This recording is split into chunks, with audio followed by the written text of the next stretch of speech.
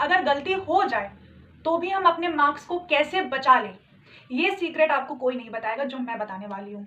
अगर आपको लगता है कि एग्जामिनर पूरा आंसर पढ़ के आपको मार्क्स देता है तो आज की ये वाली वीडियो आपके लिए शॉकिंग हो सकती है, क्योंकि मैं आपको बताने वाली हूँ कि सीबीएसई का एग्जामिनर या कोई भी एग्जामिनर एक्चुअली में कैसे आंसर शीट को चेक करता है।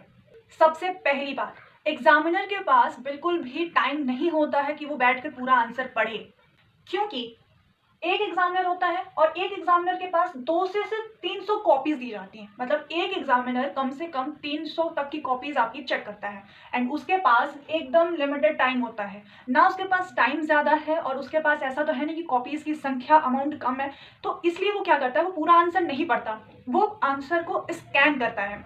और स्कैन कैसे करता है, आंसर में वो ढूंढता क्या है, सिर्फ 3 चीज़ें। वो 3 चीज़ें क्या है, पहला है कीवर्ड्स एंड दूसरा है प्रेजेंटेशन और तीसरा है स्ट्रक्चर। अगर ये 3 चीजें दिखें आपकी कॉपी में तो आपको मार्क्स जरूर मिलेंगे। और अगर ये तीनों चीजें में से किसी एक पॉइंट का भी आपने मतलब नहीं लिखा, मतलब इन 3 पॉइंट में कोई भी एक पॉइंट आपके आंसर में मिसिंग है, तो आपके मार्क्स कटेंगे ही कटेंगे।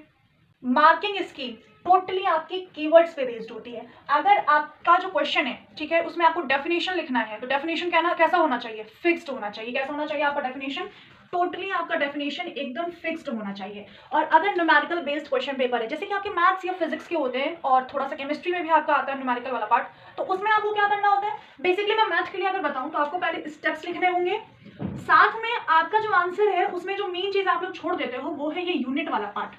आप लोग उस आंसर का यूनिट ही नहीं लिखते हो, इतनी गारंटी के साथ आप उस आंसर का यूनिट छोड़ के चले आते हो। जैसे कि मतलब अगर आपने पूरा आंसर सही लिखा, आपने फिर उस आंसर का यूनिट नहीं लिखा, चाहे वो आंसर में आपका जूल में पूछा गया हो, फोर्स का पूछा गया हो, एक्सेलरेशन, वेलोसिटी, किसी चीज का भी पूछा गया हो, आपको उसकी यूनिट तो लिखनी ही लिखनी है।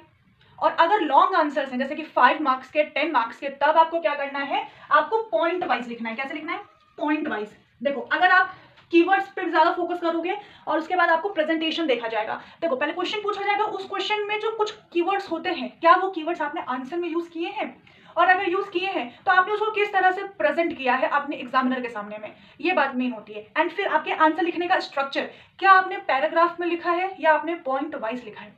पॉइंट वाइज लिखोगे तो बेशक वो एग्जामिनर आपको फुल मार्क्स देगा ही देगा, क्योंकि उसको पता चल जाता है कि बच्चे को पता है कि आंसर कैसे प्रेजेंट करना है एग्जामिनर के सामने।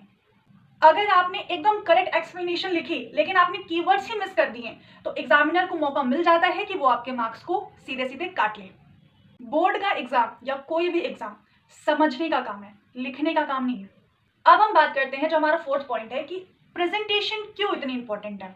अब देखो एग्जामिनर के पास में सिर्फ 10 से 15 सेकंड होता है एक आंसर को देने के लिए। आप एक आंसर को लिखने में कम से कम 5 मिनट भी लगा देते हो, लॉन्ग आंसर है तो 10 मिनट लग जाते हैं, लेकिन एग्जामिनर के पास सिर्फ 10 से 15 सेकंड है वो एक आंसर चेक करने के लिए। तो ये 10 से 15 सेकंड में एग्जामिनर आपके आंसर में क्या देखेगा कि आपने क्लियर पॉइंट्स लिखे हैं क्या आपने आंसर में, क्लियर पॉइंट्स, उसके साथ साथ क्या आपने प्रॉपर स्पेसिंग की है, स्पेसिंग है, या आपके वर्ड्स जो है एकदम पास पास है, ठीक है। एंड 3rd पॉइंट क्या है आपका, क्या आपने अपने कीवर्ड्स को अंडरलाइन किया है, आपने कीवर्ड्स को जो मेन पूछा गया था आंसर में उस वर्ड को क्या आपने अंडरलाइन किया है। इसलिए बोला जाता है कि एक ब्लू कलर की पेंसिल आती है वो आप अपने साथ रखा करो, या अगर वो नहीं है तो ब्लू पेन ही आप डिफरेंट मतलब शेड में ले लो, कोई डार्क ब्लू पेन होता है, कोई लाइट ब्लू पेन होता है, तो कुछ आप रखो जिससे आप उसको अंडरलाइन करके हाईलाइट कर सको ताकि वो एग्जामिनर की आंखों में दिखे। अगर आंसर गंदा होता है, ज्यादा भीड़ भाड़ वाला होता है, कुछ समझ नहीं आता एग्जामिनर को, तो एग्जामिनर को यही समझ में आता है सिर्फ कि ये आंसर जो है वो एक एवरेज आंसर है, बनाकर लिखा हुआ आंसर है, तो इसमें आपके मार्क्स तो जाने ही जाने हैं। और एवरेज आंसर को कभी भी फुल मार्क्स नहीं मिलते हैं। अब हम बात करेंगे हमारे पॉइंट नंबर 5 की, जिसमें हम बात करेंगे स्ट्रक्चर की। आपके आंसर का स्ट्रक्चर कैसा होना चाहिए। ये जो स्ट्रक्चर वाला पॉइंट है ना, ये आपके लिए बोनस पॉइंट है। कैसे, अब जैसे मैंने बताया कि लॉन्ग आंसर को पॉइंट में लिखो, तो क्या आप एक छोटा सा हेडिंग डाल के उसमें लिख सकते हो कि ये आंसर का जो है वो ये आपका इंट्रो पार्ट है। इस पॉइंट में मैंने आपको इंट्रोडक्शन बताया है, फिर हम एक और दूसरा हेडिंग लगा के हम क्या लिख सकते हैं कि इसमें मैंने आपको पॉइंट्स बता दिए हैं कि आपके आंसर में क्या पूछा गया है, एंड मैंने आपको इंट्रो बता दिया, पॉइंट्स बता दिए, अब क्या बचा, कंक्लूजन बचा।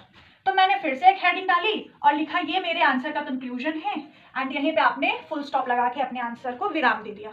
ये होता है आंसर लिखने का एक स्ट्रक्चर, जिससे एग्जामिनर को लगता है कि नहीं, बच्चे को आंसर आता है, भले ही आपको ना आता हो। तो ये आपका क्या है, एक तरह से बोनस पॉइंट है। इसको आप एग्जाम में ज़रूर से ज़रूर यूज़ करना, क्योंकि आपने अक्सर देखा होगा कि जो स्ट्रक्चर वाले आंसर्स होते हैं वो एग्जामिनर को ज़्यादा इजी लगते हैं, एंड इसलिए जो बच्चे स्ट्रक्चर के हिसाब से आंसर करते हैं वो ज़्यादा स्कोर कर जाते हैं, और जो पैराग्राफ में लिखते हैं वो थोड़ा कम स्कोर कर पाते हैं। तो आंसर आपको आता है, उसको प्रेजेंट कैसे करना है, थाली में परोसना कैसे है खाने को, वो आपको बस समझने की देर है। अब हम बात करते हैं हमारे पॉइंट नंबर 6 की, जो कि है आखिरी पॉइंट, और बहुत ही बेसिक सा पॉइंट है कि अगर गलती हो जाए तो भी हम अपने मार्क्स को कैसे बचा लें। ये सीक्रेट आपको कोई नहीं बताएगा जो मैं बताने वाली हूँ। तो सबसे पहले आपको क्या करना होगा, आपको लिखना होगा फॉर्मूला। क्या लिखना होगा, मेन पॉइंट इसमें क्या है जिससे आप अपने कटे हुए मार्क्स भी वापस ला सकते हो, वो है आपको फॉर्मूला लिखो। क्या लिखो, फॉर्मूला लिखो।